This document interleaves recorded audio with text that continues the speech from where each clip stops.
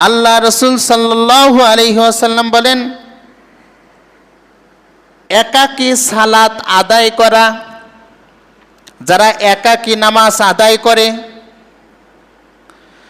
তাদের থেকে যারা জামাতে অংশ নিয়ে সালাত আদায় করবে তাদের ব্যাপারে আল্লাহ রসুল বলেছেন তাদের আমলনামায় ২৭ গুণ বেশি সওয়াব লেখা হয়। সুবহানাল্লাহি ওয়া বিহামদিহি।